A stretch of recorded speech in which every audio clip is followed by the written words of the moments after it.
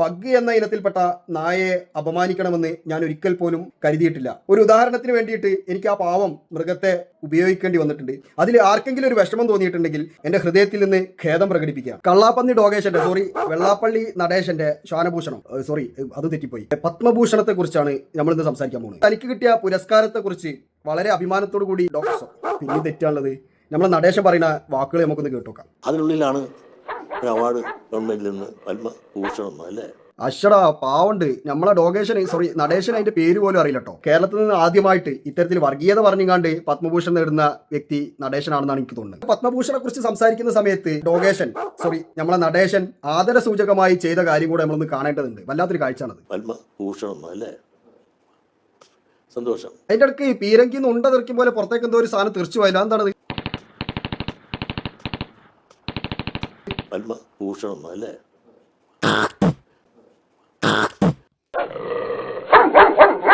നശിച്ച് പണ്ടാറടങ്ങി തീർന്ന് പത്മഭൂഷൺ തീർന്നു. പത്മഭൂഷണ് ഇതിലും വലുതൊന്നും ഇനി സംഭവിക്കാനില്ല.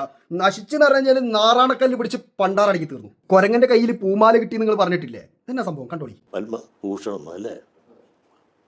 നടേശന്റെ ഒരു സംസ്കാരവും സ്വഭാവം ഒക്കെ വെച്ചിട്ട് സാധാരണയായിട്ട് പുരസ്കാരമായിട്ട് കിട്ടേണ്ടത് എന്തെങ്കിലും തുപ്പൽ കോളാമ്പിയോ ക്ലോസറ്റോ ഒക്കെയാണ്. ആ ഒരു ഓർമ്മയിലാണ് പത്മശ്രീ എന്ന് കേട്ടപ്പോഴത്തേക്ക് ചെയ്തിട്ടുള്ളത്. എനിക്ക് ശരിക്കും അത് കിട്ടിയിട്ടില്ല, അറിയാൻ പാടില്ല. ഇങ്ങനെ ഒരെണ്ണം ഉണ്ടെന്നോ ഇങ്ങനെ മൂവ്മെന്റ് ഉണ്ടെന്നോ സത്യമായിട്ടും ഗുരുനാമത്തിന് എനിക്കറിയില്ല. മൂപ്പർക്ക് ഇത് എന്താണെന്ന് പോലും അറിയില്ല കേട്ടോ. എന്താന്ന് ഉറപ്പല്ല, അറിയില്ലല്ലോ.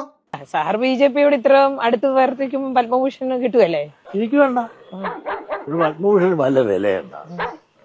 അത് കാശ് കൊടുത്താൽ കിട്ടുന്ന സാമാനമായിട്ട് മാറിയില്ലേ. അതൊക്കെ അന്തമുണ്ടായിരുന്നു, കാലം ഉണ്ടായിരുന്നു. പത്മഭൂഷൺ ഏത് പട്ടിക്ക് വേണം? അങ്ങനൊന്നും പറയരുത്. പത്മഭൂഷൺ കിട്ടിയാ വാങ്ങുന്ന പട്ടികളൊക്കെ നമ്മുടെ നാട്ടിലുണ്ട്. ആളെ ഞാൻ പറയില്ല, വേണേ ഞാൻ തുപ്പി കാണിച്ചു തരാം. പത്മഭൂഷണം അല്ലേ. നടേശ കൊല്ലണ്ട എന്നല്ല, നടേശ പത്മഭൂഷണെ കൊന്നു. നടേശൻ കുഴിച്ചിട്ട് അതിന്റെ മുകളിൽ കോളാമ്പിയും വെച്ച് കാർക്കിച്ച് തുപ്പിയും ചെയ്തു പരമ നടേശൻ. ഇതിനേക്കാൾ വലിയൊരു അശ്ലീലം ഇനി ലോകം കാണാനില്ല. ആ 2 മാസത്തെ വിശാഖത്തിൽ ജനിച്ച ഞങ്ങൾക്ക് രണ്ടുപേർക്കും ഗവൺമെന്റ് ഓഫ് ഇന്ത്യ ഒരു അംഗീകാരമായി തന്ന ആ പത്മഭൂഷൺ അല്ലേ. ചിങ്ങമാസത്തിൽ മാത്രം ചെറിയൊരു തിരുത്തുണ്ട് കേട്ടോ. അതൊന്ന് കന്നിമാസാക്കാൻ പറ്റുമോ നോക്കണം. 2 മാസം ഏകദേശം കറക്റ്റാണ്. ഇതുപോലുള്ള ജന്തുക്കളുടെ ഒരു ഗർഭസ്ഥ കാലാവധി എന്ന് പറയുന്നത് 2 മാസമാണ്. അതിൽ ഒരു പത്മഭൂഷൺ പ്രഖ്യാപിച്ചു എന്നൊക്കെ ഉള്ളൂ. ഡോഗേഷൻ അത് വാങ്ങൂല കേട്ടോ. അങ്ങനെ തന്നെയുള്ള കാര്യങ്ങൾ ഇപ്പോഴും അതേ നിലപാട് തന്നെ ഉറച്ചു നിൽക്കല്ലേ. ഈ അവാർഡുകളുടെ എല്ലാം നിലവാരം പലപ്പോഴും താന്നു പോകുന്നുണ്ട്. അത് മുന്നിൽ കണ്ടുകൊണ്ടാണ് ഞാൻ പറഞ്ഞത്. നമ്മൾ വിചാരിച്ച അത്ര മോശക്കാരനല്ലോ കേട്ടോ. ചെറിയ കഴിവൊക്കെ ഉണ്ട്. പത്മഭൂഷന്റെ നിലവാര തകർച്ചയെ കുറിച്ച് മുൻകൂട്ടി പറഞ്ഞ സമയത്ത് നമ്മളാരും അത് വിശ്വസിച്ചിട്ടില്ല. മുമ്പ് വെറുതെ കിടന്ന് ചലക്കാന്ന് വിചാരിച്ചു. പക്ഷെ ഇത്രത്തോളം പത്മഭൂഷൺ നശിക്കുന്നുള്ളത് സ്വപ്നത്തിൽ പോലും നമ്മൾ കരുതിയില്ല. ചത്തത് പത്മഭൂഷണെങ്കിൽ കൊന്നത് നടേശൻ തന്നെ എന്നാണല്ലോ. ഇനിയൊന്നും നോക്കണ്ട, തീർന്നത്.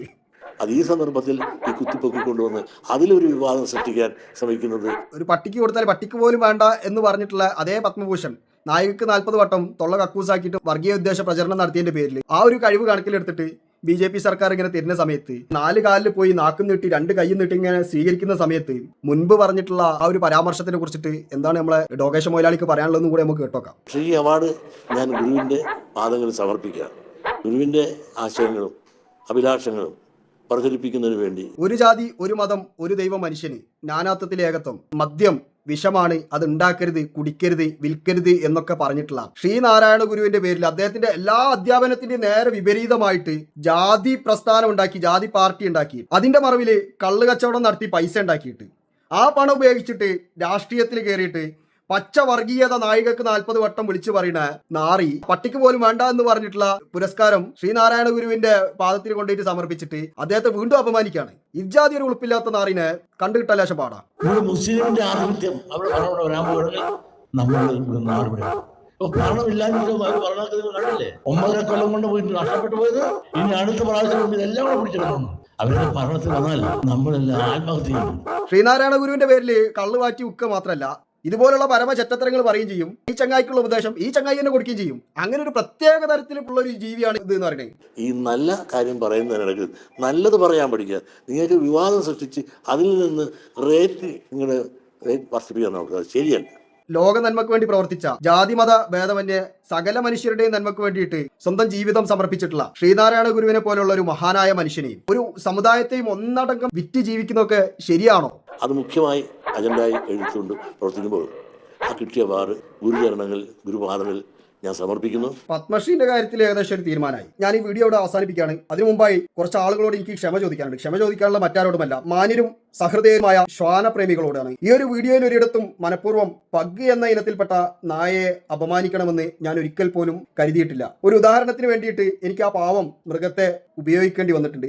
അതിൽ ആർക്കെങ്കിലും ഒരു വിഷമം തോന്നിയിട്ടുണ്ടെങ്കിൽ എന്റെ ഹൃദയത്തിൽ നിന്ന് ഖേദം പ്രകടിപ്പിക്കുകയാണ്. സ്വഭാവ ഗുണം കൊണ്ട് ശ്വാനന്മാരുടെ നന്ദിയുടെയും സ്നേഹത്തിന്റെയും കടപ്പാടിന്റെയും ഒക്കെ ഏഴയലത്തുനിന്നല്ല, ഈ നായ്ക്കാട്ടത്തിന്റെ വില പോലും ഇല്ലാത്ത ചില വൃത്തികെട്ട മൃഗങ്ങളെ ഉപമിക്കേണ്ടി വരുന്ന ഗതികേടിലൂടെ നമ്മളൊക്കെ പലപ്പോഴും കടന്നു പോകാറുണ്ട്. അത് മനഃപൂർവ്വമല്ല, അറിയാതെ സംഭവിച്ചു പോകുന്നതാണ്. അതുകൊണ്ട് തന്നെ പ്രിയപ്പെട്ട നായ സ്നേഹികൾ, പഗ് സ്നേഹികൾ, എന്നോട് ക്ഷമിക്കണമെന്ന് ഒരിക്കൽ കൂടി വിനീതമായി അഭ്യർത്ഥിച്ചുകൊണ്ട് നിർത്തുകയാണ്. നന്ദി, നമസ്കാരം.